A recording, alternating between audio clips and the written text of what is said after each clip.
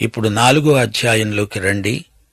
సోదరీ సోదరులారా, ఈ అధ్యాయంలో కయీను హెబెలుల పుట్టుక, కయీనుకు దేవుడు ప్రాయశ్చిత్త మార్గం చూపుతాడు.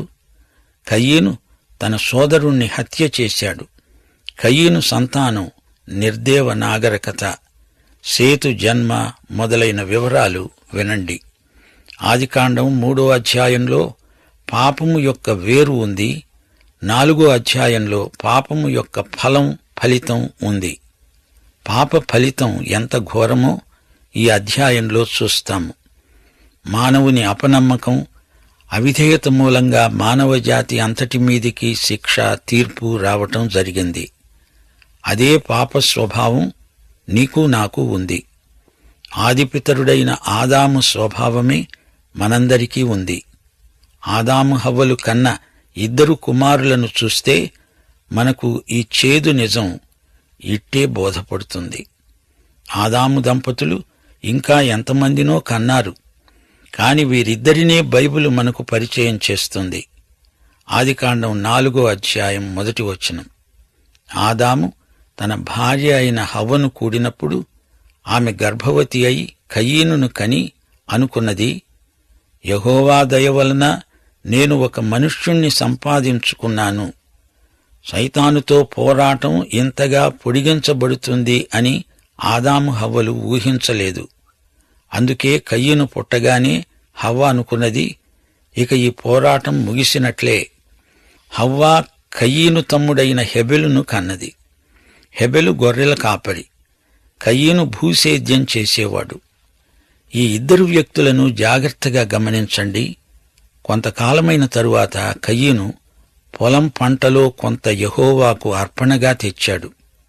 కొంతకాలమైంది అంటే సబ్బాతు రోజు వచ్చింది. సబ్బాతు రోజు దేవుడు విశ్రమించిన రోజు. అది ఆరాధన స్థలం. అక్కడికి అర్పణ తెచ్చాడు కయీను. ఆరాధనను గురించిన ప్రత్యక్షం దేవుడు అప్పుడే ప్రథమ కుటుంబానికి ఇచ్చాడు. హెబ్రీ పత్రిక 11వ అధ్యాయం 4వ వచనం. విశ్వాసమును బట్టి హేబెలు కయీను కంటే శ్రేష్టమైన బలి దేవునికి అర్పించాడు. దేవుడు అతని అర్పణలను గూర్చి సాక్ష్యమిచ్చినప్పుడు అతడు అదే విశ్వాసమును బట్టి నీతిమంతుడు అని సాక్ష్యము పొందాడు. అతడు మృతి చెంది కూడా అదే విశ్వాసమును బట్టి మాట్లాడుతున్నాడు. విశ్వాసమును బట్టి హేబెలు అర్పణ తెచ్చాడా? అది ఎలాగా? రోమాపత్రిక 10వ అధ్యాయం 17వ వచనం. వినుట వల్ల విశ్వాసం కలుగుతుంది. వినుట క్రీస్తును గురించిన మాట వల్ల కలుగుతుంది. ఈ సంగతి హేబెలు విని ఉంటాడు. లేకపోతే ఆ అర్పణలు తెచ్చి ఉండేవాడు కాడు. విశ్వాసమును బట్టి హెబెలు వచ్చాడంటే వినుట చేతనే అతనికి విశ్వాసం కలిగింది. అయితే కయీను విశ్వాసమును బట్టి వచ్చినవాడు కాడు. కయీను భూఫలములను తెచ్చాడు. అందులో తప్పేముంది? కయీను కూడా మంచి పదార్థాలే తెచ్చాడు. తన పొలంలో శ్రేష్టమైన పంట తెచ్చాడు. అతడు తెచ్చిన అర్పణలో ఎట్టి లోపమూ లేదు. దాన్ని తెచ్చి దేవునికి అర్పించాడు. హెబెలు కూడా తన మందలో తొలిచూలున పుట్టిన వాటిలో కొవ్విన వాటిని కొన్ని తెచ్చాడు. యెహోవా హేబెలును అతని అర్పణను లక్ష్యపెట్టాడు. కయీనును అతని అర్పణను దేవుడు లక్ష్యపెట్టలేదు. కాబట్టి కయీనుకు మిక్కిలి కోపము వచ్చి అతడు తన ముఖం చిన్నబుచ్చుకున్నాడు. ఇంతకు కయీను చేసిన తప్పేమిటి? యూదాపత్రిక 11వ వచనంలో కడవరి రోజులను గురించి మాట్లాడుతూ అన్నాడు, వారు కయీను నడిచిన మార్గాన నడిచారు. కయీను మార్గం ఎలాంటిది? కయీను విశ్వాసమును బట్టి రాలేదు. తన స్వంత మార్గాన వచ్చాడు. అది కయీను మార్గమే, విశ్వాస మార్గం మటుకు కాదు. మానవ స్వభావం పాపభూయిష్టమైంది అనే సత్యాన్ని అతడు తెచ్చిన అర్పణలు చూపటం లేదు. దేవుడేమంటున్నాడు? రక్తబలి తేవాలి. రాబోయే విమోచకుణ్ణి తలపింపచేసే బలి కావాలి. దాన్ని ఆధారం చేసుకుని నీవు రావాలి గాని నీ స్వంత పద్ధతిలో రాకూడదు. కయీను తెచ్చిన అర్పణలో మరో లోపం ఉంది. మానవుడు దేవుని నుండి వేరైపోయాడు అనే సత్యాన్ని కయీను అర్పణ వ్యక్తం చెయ్యదు. అంతా బాగానే ఉందిలే అనే ధీమాతో అతడు ఆషామాషిగా అర్పణ తెచ్చాడు.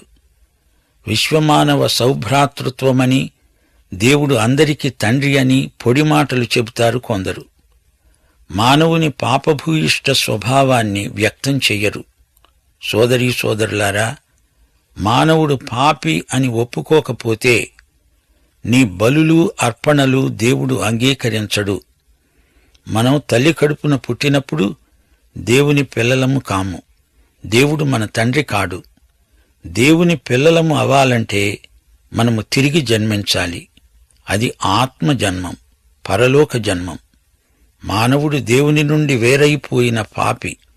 ఈ వాస్తవాన్ని, చేదు నిజాన్ని కయీను గుర్తించలేదు అనటానికి అతడు తెచ్చిన అర్పణే సాక్ష్యం. దేవుడు పాపి చేసిన క్రియలను అంగీకరించడు అనే సత్యాన్ని కయీను గుర్తించలేదు. తన క్రియలను దేవుడు అంగీకరించకపోతాడా అనుకున్నాడు. తీతుపత్రిక 3వ అధ్యాయం 5వ వచనం చెప్పే సత్యం మనం మరువరానిది. మన స్వనీతిని అనుసరించి చేసిన క్రియల మూలముగా కాక తన కనికరము చొప్పుననే పునర్జన్మ సంబంధమైన స్నానము ద్వారా పరిశుద్ధాత్మ మనకు నూతన స్వభావము కలుగజేయటం ద్వారా మనలను రక్షించాడు. కయీను హెబెలుల మధ్య వ్యత్యాసం వారు ఎలాంటివారు అని కాదు, కాని పాపమును గురించి వారి వైఖరి ఏమిటి అనేది అసలు ప్రశ్న. వారు తెచ్చిన అర్పణలను బట్టి వారి మధ్య అంతరం బట్టబయలవుతుంది. ఈ ఇద్దరు వ్యక్తులు అన్నదమ్ములు, ఒకే కుటుంబం నుండి వచ్చారు. ఇద్దరికీ ఒకే తల్లిదండ్రులు, ఇద్దరూ సమాన వారసులు, ఇద్దరూ ఒకే వాతావరణంలో పెరిగారు. కయీనుకు తాత ముత్తాతల పోలికలు వచ్చాయందామా? అసలు అతనికి తాతే లేడు. హేబెలుకు వాళ్ల అమ్మమ్మ పోలికలంటారా? అతనికి అమ్మమ్మే లేదు. వారికి తాతలు లేరు, నాన్నమ్మలు లేరు. అది మానవతలో ప్రథమ కుటుంబం.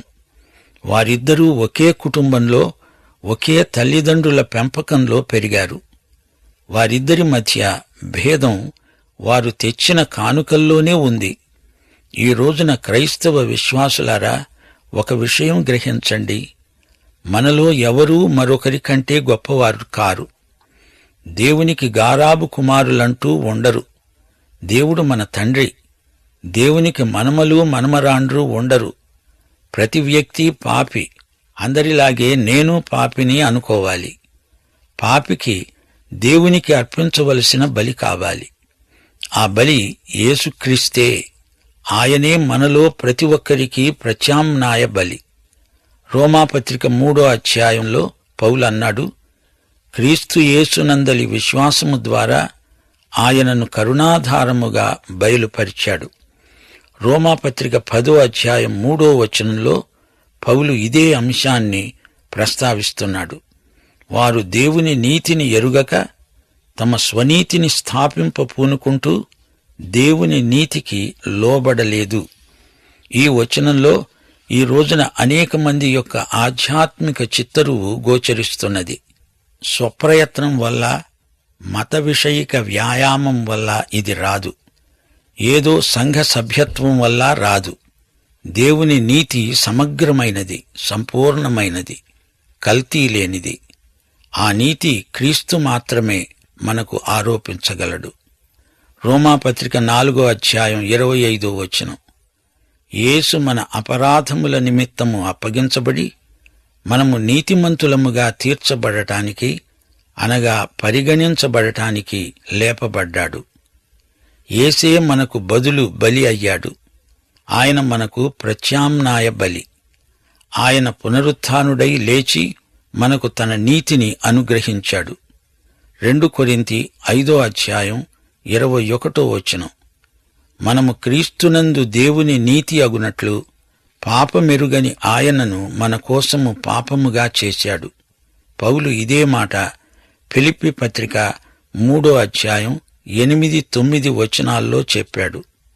నిశ్చయముగా నా ప్రభువైన యేసుక్రీస్తును గురించిన అతి శ్రేష్టమైన జ్ఞానము నిమిత్తమై ఏ విధము చేతనైనను మృతులలో నుండి నాకు పునరుత్థానము కలుగవలెనని క్రీస్తునందలి విశ్వాసము వలననైన నీతి అనగా విశ్వాసమును బట్టి దేవుడు అనుగ్రహించు నీతి గలవాడనై ఆయన యందు అగపడు నిమిత్తము కయీను నీతి అతని స్వనీతి విశ్వాసమును బట్టి కలిగింది కాదు. అయితే హేబెలు యొక్క నీతి విశ్వాసమును బట్టి క్రీస్తు బలియాగము వైపు చూపిన నీతి. ఇది దేవుని నీతి. కయీను హేబెలు ఇద్దరూ ఆరాధనకై వచ్చారు. ఇద్దరూ ఒకలాగే ఉన్నారు. ఇద్దరూ కవల పిల్లలని కొందరు అనుకుంటారు. కాదు, కవల పిల్లల కంటే ఇంకా సన్నిహితులు. వారి రక్తం ఎన్నో తరాల నుంచి వారిలో ప్రవహిస్తూ వచ్చింది కాదు. వారే కదా ప్రథమ కుటుంబం. ఆదాము హవ్వల కుమారులు వీరిద్దరూ. వీరిద్దరి సౌశీల్యములో తేడా అందామా? అదీ కాదు. వారు తెచ్చిన కానుకల్లో, అర్పణల్లో ఉన్న తేడాను బట్టి దేవుని సన్నిధిలో ఈ వ్యత్యాసం కొట్టవచ్చినట్లు కనబడింది. విశ్వాసమును బట్టి హేబెలు అర్పణ తెచ్చాడు. కయీను దేవుడు గుర్తించని, అంగీకరించని అర్పణ తెచ్చాడు. అయితే సోదరీ సోదరులారా, దేవుడు కయీనుకు మరో అవకాశమిస్తున్నాడు. ఆదికాండం 4వ అధ్యాయం 6-7 వచనాలు. యెహోవా కయీనుతో అన్నాడు, నీకు కోపమేలా? ముఖము చిన్నబుచ్చుకొని ఉన్నావేమిటి? నీవు సత్క్రియ చేసిన ఎడల తలెత్తుకోవా? సత్క్రియ చెయ్యని ఎడల వాకిటనే పాపము పొంచి ఉంటుంది. నీ ఎడల దానికి వాంఛ కలుగుతుంది. నీవు దానిని ఏలుతావు. కయీనుకు ఎందుకింత కోపం? తన సోదరుణ్ణి హత్య చేసేంత కోపం వచ్చిందే. సోదరుణ్ణి చంపాలని కుట్ర పన్నుతూ ఉంటే అది హత్యకు దారితీస్తుంది. కయీను మానవ కుటుంబంలో మొదటి భ్రాతృహంత. సోదరుణ్ణి హత్య చేసినవాడు. కయీనుకు తన తమ్ముడైన హేబెలు మీద కోపం వచ్చింది. అతని ముఖం చూడండి, ఎంతో చిన్నబోయి ఉంది. ఈ కోపానికి కారణం తమ్ముని మీద అసూయ. అసూయకు కారణం గర్వం, దురహంకారం, దురభిమానం. అది అసలు సంగతి. ఆదికాండం 4వ అధ్యాయంలో ఈ విషయాలు వివరంగా ఉన్నాయి. ఆధ్యాత్మిక గర్వం ఉన్న వ్యక్తికి తన పాపం తనకే తెలియదు. అతడొక గురిగింజలాగా అయిపోతాడు. యాకోబు పత్రిక 1వ అధ్యాయం 15వ వచనం, దురాశ గర్భము ధరించి పాపమును కనగా పాపము పరిపక్వమై మరణమును కంటుంది. కయీనులో కోపము అనే పాపము పరిపక్వమై మరణాన్ని, హత్యను కన్నది. వీటన్నిటికీ మూలం అసూయ, గర్వం, దురభిమానం. దేవుడు కయీనుతో అన్నాడు, నీవు సత్క్రియను చేసి ఉంటే తలెత్తుకొని తిరిగేవాడివే గదా. అంటే నీవు సత్క్రియ చేసి ఉంటే నిన్ను అంగీకరించి ఉండేవాణ్ణే, నిన్ను ప్రశంసించి ఉండేవాణ్ణి, భళి భేష్ అనేవాణ్ణి గదా. బాబూ కయీను, నీవు కుటుంబంలో జ్యేష్ఠుడివి. నీకు అధికారం ఉంది, నీకు హక్కు ఉంది. అయితే అది కాస్త పోగొట్టుకున్నావు. అందుకే దిగులుగా ముఖం చిన్నబుచ్చుకొని సిగ్గుతో తల వంచుకున్నావు గదూ. నీవు సరిగా ప్రవర్తిస్తే నీ హక్కు ఎక్కడికి పోదు. చూచారా, దేవుని హృదయం ఎంత శుతిమెత్తనో. హేబేలు తెచ్చింది నాకు అంగీకారమైంది. నీవు అలాంటిదే తెస్తే నిన్ను అంగీకరిస్తాను గదా. నీవు పాపివి అనే ఒప్పుకోలు నీవు తెచ్చే బలి పదార్థంలో వ్యక్తమవ్వాలి గదరా బాబు. ఇదేమిట్రా ఇలా అయిపోయావు? నీ మొహం చూడు ఎలా జేవురించి ఉందో. నా మాట వినరా, నీకు మరో అవకాశం ఇస్తున్నాను అంటున్నాడు దేవుడు. శ్రోతలు, ఈ ఘట్టాన్ని జాగ్రత్తగా చూడండి. పాపము వాకిటనే పొంచి ఉంది అంటే మనకు చప్పున స్ఫురించే అర్థం పాప పరిహార బలి అయిన గొర్రె అదుగో అక్కడే నీ వాకిటనే ఉంది అని. అది అలా ఉంచండి. అసలు మార్మికమైన అంతరార్థం ఇందులో ఉంది. దేవుడు ఈ మాట అంటున్నప్పుడు ధర్మశాస్త్రం అప్పటికి ఇంకా ఇయ్యబడి ఉండలేదు. లేవియకాండం వరకు వస్తేనే కాని 5 విధాల బలులు వివరంగా మనకు కనపడవు. రోమాపత్రిక 3వ అధ్యాయం 20వ వచనంలో పౌలన్నాడు, ధర్మశాస్త్రము వలన పాపమనగా ఎట్టిదో మనకు తెలుస్తున్నది. అంతవరకు దహనబలి మాత్రమే ప్రజలకు తెలుసు. యోబు మోషే కంటే ముందటివాడు, అతడు దహనబలి అర్పించాడని రాసి ఉంది.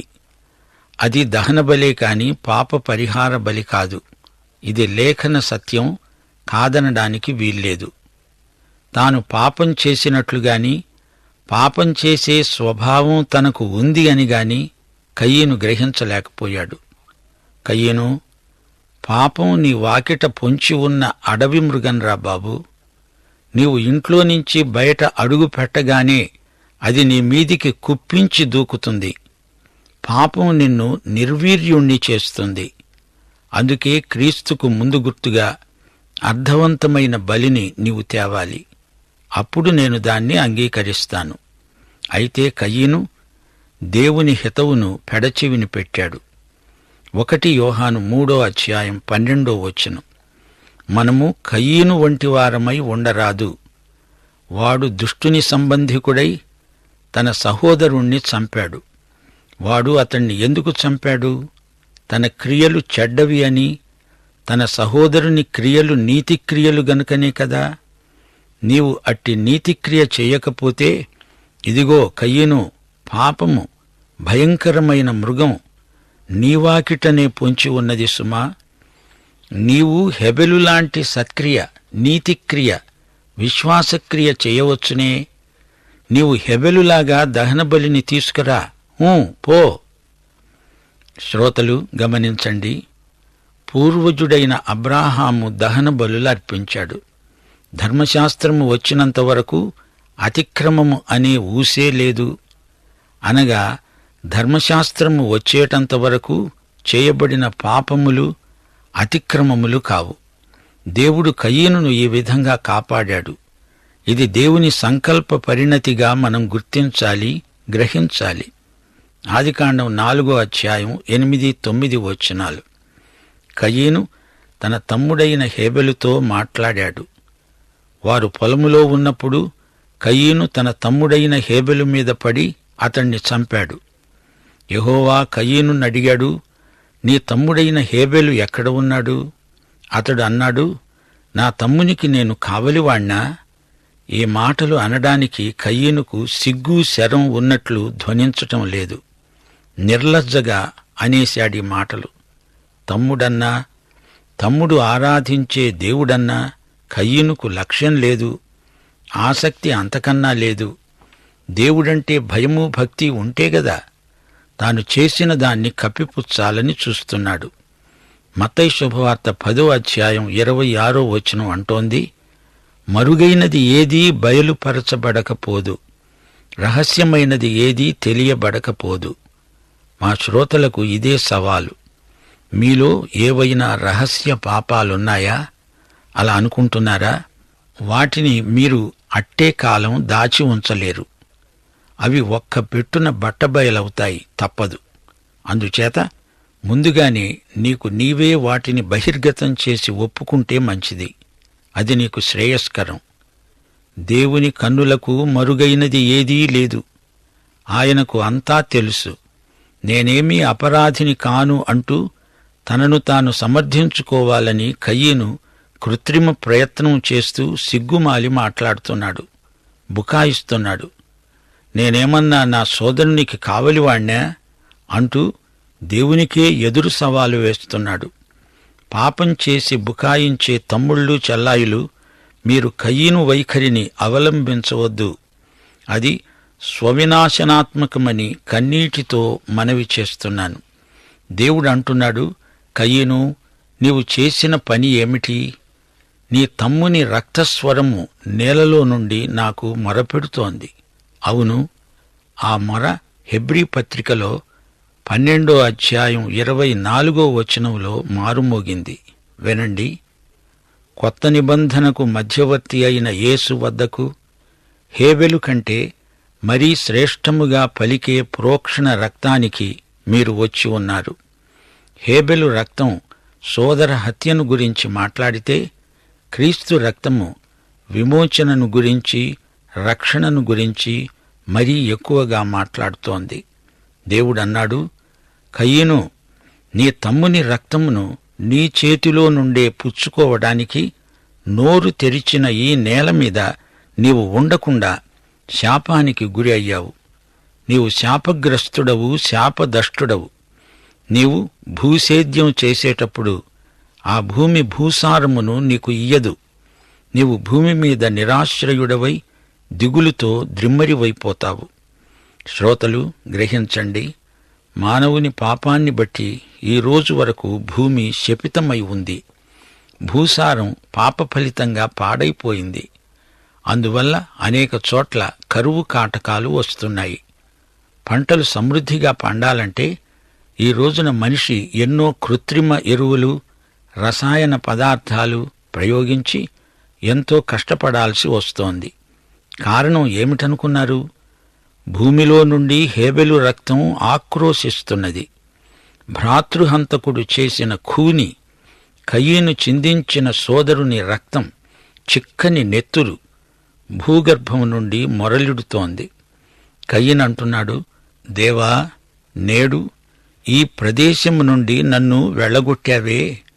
నీ సన్నిధికి రాకుండా వెలివేయబడి దిగులు పడుతూ భూమి మీద ద్రిమ్మరినై తిరుగాడుతాను. నన్ను కనుగొన్నవాడెవడో నన్ను చంపి తీరతాడు. నేను నీ సన్నిధి నుండి బహిష్కృతుడను. నన్నెవడో చంపుతాడు. నన్ను కాపాడవు. నన్ను ఎవరిచేత పడకుండా నాకు కాపుదల ప్రసాదించవు. కయీను భోరున ఏడ్చాడు, భయపడ్డాడు. దేవుడు కాపాడాడు. అదుగో శ్రోతలు, మీలో కొందరి ముఖాలు ప్రశ్నార్థకంగా మారాయి. ఇదేమిటండి, ఇది విడ్డూరంగా ఉంది. దేవుడు ఒక హంతకుణ్ణి, నేరస్తుణ్ణి కాపాడతాడా? అవును, దేవుని చర్యలు విచిత్రమైనవి. సంఘటనలు ఏవైనా అవి దేవుని సర్వచిత్తం నెరవేర్పునకు ఉపకరిస్తాయి. మర్మాలెన్నో మనకు అర్థం కానివి ఉన్నాయి. అర్థమైనంత వరకు అన్వయించుకుంటే చాలు అంటున్నాడు దేవుడు. అందుకు యెహోవా అతనితో అన్నాడు, ఎవడైనా కయీనును చంపితే వానికి 7 ప్రతిదండన ప్రాప్తిస్తుంది. అప్పుడు యెహోవా కయీను మీద ఒక గుర్తు, ఒక ముద్ర వేశాడు. ఎవడైనా కయీనును కనుగొని అతన్ని చంపకుండా ఈ గుర్తు వేయబడింది. ఈ గుర్తేమిటో ఎవరికీ తెలియదు. దీన్ని గురించి విపరీతమైన ఊహపోహలు ప్రచారంలో ఉన్నాయి. వాటికి మనమేమీ చేర్చనక్కర్లేదులేండి. శ్రోతలు గ్రహించండి, దేవుడు కయీనును కాపాడాడు. అప్పటికి ఇంకా ధర్మశాస్త్రం వచ్చి ఉండలేదు. కయీను పాపేనా అంటే అవును, అక్షరాలా కయీను పాపే. అయితే అతడు అపరాధి అని తీర్పు రాలేదు. హత్యను గురించి తీర్పు చెప్పడానికి ధర్మశాస్త్రం లేదు. ఇంతకు కయీను పాపం ఏమిటనుకుంటున్నారు? దేవునికి అంగీకారయోగ్యమైన బలి అతడు తేలేదు. అదే అతని పాపం. దేవునికి అతడు తెచ్చినది దేవుని తిరస్కృతి పొందింది. అది కయీను దుష్క్రియగా పరిగణించబడింది. ఈ దుష్ట స్వభావం హత్యగా పరిణమించింది. కయీను తన సోదరుణ్ణి చంపాడు. అంతట కయీను కాందిశీకుడై తిరగడం మొదలుపెట్టాడు. దేవునికి దూరమైపోయాడు. అతడు నిర్దేవుడు. తనకు తానై ఒక సంస్కృతిని రూపొందించుకున్నాడు. కయీను సంతానం అదే నిర్దేవ నాస్తిక సంస్కృతికి చెందిన పిల్లలైపోయారు. ఆదికాండం 4:16 అప్పుడు కయీను యెహోవా సన్నిధిలో నుండి బయలుదేరి వెళ్లి ఏదెనుకు తూర్పు దిక్కున నోదు దేశములో కాపురమున్నాడు. ఈ రోజున సంఘ సభ్యులమనుకునే వారిలో అనేకులు నోదీయులున్నారు. నోదు సంస్కృతికి చెందిన వారు లేకపోలేదు. కాని ఈ నోదు భౌగోళికంగా ఎక్కడ ఉందో ఎవరికీ తెలియదు. దేవుడు ఆ దేశాన్ని గురించిన వివరాలు, ఎల్లలు మనకు చెప్పదలుచుకోలేదు. అంతే. కయీను తన భార్యను కూడినప్పుడు ఆమె గర్భవతి అయి హనోకును కన్నది. అప్పుడు కయీను ఒక ఊరు కట్టించి ఆ ఊరికి తన కుమారుని పేరును బట్టి హనోకు అనే పేరే పెట్టాడు. ఇదొక సాంప్రదాయమైపోయింది. తమ పేర్లు, తమ పిల్లల పేర్లు వీధులకు పట్టణాలకు పెడుతున్నారు. పేరుమోగిన నాయకుల పేర్లు ఊర్లకు, వీధులకు, సందులకు పెడుతున్నారు. క్రైస్తవ బడులు, సంస్థలు కూడా మనుషుల పేర్లతో చలామణి అవుతున్నాయి. కయీను నెలకొల్పిన విధానమే వారు వీరు అనేమిటి, అందరికీ అదే ఆనవాయితీ అయిపోయింది. ఈ సందర్భంలో సోదరీ సోదరులారా, మరొక సత్యం మీరు గుర్తించాలి. పట్టణ నాగరికత, బస్తీలు, నగరాలు, పట్టణాలు కయీను సృజనే. ఈ రోజున పట్టణాలలో జరిగే నేరాలు కోకొల్లలు. పట్టణాలలో ప్రమాదాల వల్ల జనం విపరీతంగా చస్తున్నారు. అయినా గ్రామసీమల్లో నుండి అధిక సంఖ్యలో ప్రజలు పట్టణాలకు ఎగబడుతున్నారు. హనోకుకు ఈరాదు పుట్టాడు. ఈరాదు మహూయాయేలును కన్నాడు. మహూయాయేలు మతుషాయేలును కన్నాడు. మతుషాయేలు లెమెకును కన్నాడు. లెమెకు 2 స్త్రీలను పెళ్లాడాడు. వారిలో ఒక దాని పేరు ఆదా, రెండో దాని పేరు సిల్లా. ఇదిగో ఇక్కడే బహుభార్యాత్వం మొదలైంది. ఒక్క భార్య చాలక అదనంగా భార్యలను కట్టుకోవడం తప్పు, పాపం. ఏకవచనం ద్వివచనంగా, అది బహువచనంగా ఈ దుష్ట సంస్కృతి లెమెకు భార్యలతో మొదలైంది. లెమెకు దేవుని చిత్తానికి వ్యతిరేకంగా ప్రవర్తిస్తున్నాడు. బైబిలులో ఎక్కడా దేవుడు బహుభార్యాత్వాన్ని ఆమోదించి ఉండలేదు. లేఖనం మాటగా నేను పదే పదే చెబుతాను, బహుభార్యాత్వం దేవుని చిత్తం కాదు. బైబిలులో బహుభార్యలు ఉన్నవారి కథనములు పరిశోధించండి. అవి విషాదగాథలే. చరిత్రకెక్కిన వారి గాథలలో నుండి పాఠాలు ఇప్పటికీ నేర్చుకోని వారి గతి అంతే. లెమెకు భార్య పేరు ఆదా. ఆదా అనే పేరుకు అర్థం హాయి, అందం, అలంకారం. ఆమె అందచందాలు గల అలంకార ప్రియ. సిల్లా అంటే దాపరికం, అంటే ఆమె వగలాడి నంగనాచి. అతని 2 భార్యలు లోక సంబంధమైన వ్యక్తులు. 2 పెళ్లాల వల్ల లెమెకుకు ఎన్ని ఇబ్బందులో. ఇదిగో ఇక్కడే కయీనీయ నాగరికత మొదలు. ఆదా యాబాలును కన్నది. అతడు పశు సంపద గలవాడు. గుడార నివాసం చేసేవారికి అతడే మూలపురుషుడు. ఇతడు గుడారాలు తయారు చేసేవాడు. ఇతడు గృహ నిర్మాణ వ్యాపారానికి, గుడారాల రవాణాకు గుత్తాధిపత్యం కలిగిన శాస్త్రజ్ఞుడు. అపొస్తలుడైన పౌలు కూడా డేరాలు కుట్టేవాడు. ఈ సంగతి మీకు జ్ఞాపకం ఉందనుకుంటాను. గొడ్లు, గోద, వాటిని మేపటం, పాడి, వీటిని గురించి సృజనాత్మకమైన వృత్తి వ్యాపారాలకు ఇతడు మూలపురుషుడు. ఇతడి పేరు యాబాలు. యాబాలు తమ్ముని పేరు యూబాలు. ఇతడు సితారా, పిల్లన గ్రోవి వాయించేవారికి మూలపురుషుడు. సంగీత జ్ఞానానికి, వాయిద్యాల నిర్మాణానికి ఇతడే ప్రారంభకుడు. ఈ రోజున వాయిద్యగాళ్లను, గాయనీ గాయకులను చూస్తే సహజంగా వీరి మూలపురుషుడు జ్ఞాపకం వస్తాడు. అతడు యూబాలు. అతడు వాయించని వాయిద్యమంటూ లేదు. యేసుక్రీస్తును ఎరగని వారు, లిల్లాయి పదాలు పాడేవారు తమ మూలపురుషుణ్ణి తలంచుకుంటే మంచిది. సిల్లా తూబల్ కయీనును కన్నది. అతడు పదునైన రాగి పనిముట్లను, ఇనప పనిముట్లను తయారు చేసేవాడు. తూబల్ కయీను సహోదరి పేరు నయమ. వీరందరూ వృత్తిరీత్యా ఆయా కళల్లో ప్రసిద్ధి చెందినవారు. కయీను నాగరికతకు అదే ఆరంభం. లెమెకు తన భార్యలతో బీరాలు పలుకుతూ అన్నాడు, ఓ ఆదా, ఓ సిల్లా, నా పలుకు వినండి.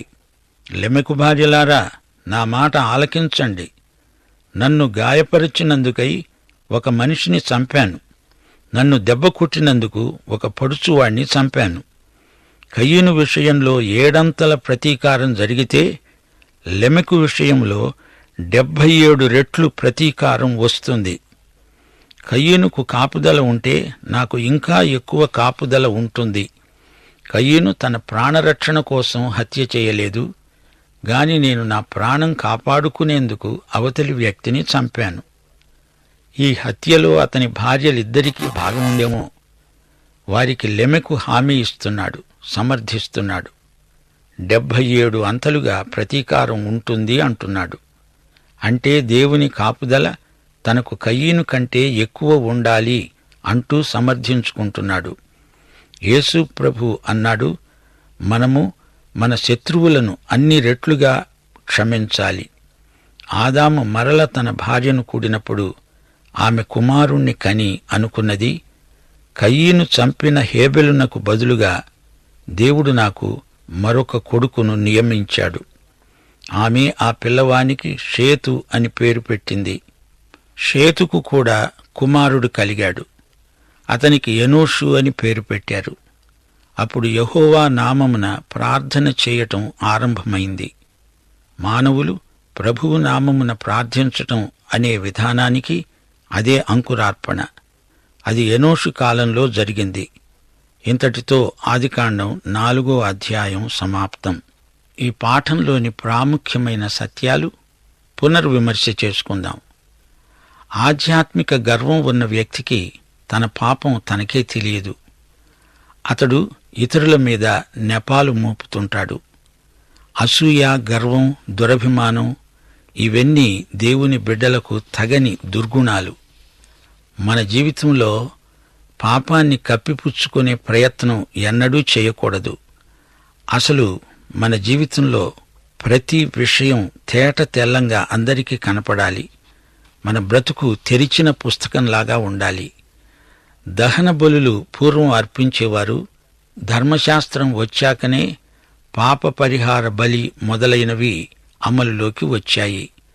యేసుక్రీస్తుకు ముందు గుర్తుగా అర్థవంతమైన బలిని అలనాటి భక్తులు తెచ్చారు. అది ముందు గుర్తుగా ఉపకరించింది. మరో మాట మీకు జ్ఞాపకం చేయాలి. కయీను దుష్టుని సంబంధి. అతడు తన సహోదరుణ్ణి హత్య చేశాడు. సత్క్రియ చేసేవాడు ఎల్లప్పుడూ తలెత్తుకొనే తిరుగుతాడు. కయీను తన తమ్ముడైన హెబెలుతో మాట్లాడి అతని మీద అసూయ కలిగి అతణ్ణి చంపేశాడు. కయీనుకు హెబెలుకు ఉన్న సంబంధం ఏమిటి? దేవుడు ప్రశ్న అడిగినప్పుడు కయీను, నా తమ్ముడికి నేను కావలివాణ్ణే అంటున్నాడు. కయీను తన తమ్ముడికి కావలివాడు కాదు, తన తమ్ముడికి సోదరుడు. ఆ బాధ్యతను అతడు విస్మరించి తప్పటడుగు వేశాడు. భయంకరమైన విషపరిణామం అతని నెత్తిమీదికి వచ్చింది. అపరాధి నేను అపరాధిని కాను అని సమర్థించుకునే ప్రయత్నం చేయడం హాస్యాస్పదం. దేవుని కన్నులు అగ్నిజ్వాలల వంటివి. ఆయన నీ హృదయాన్ని, అంతరింద్రియాన్ని పరిశోధిస్తాడు.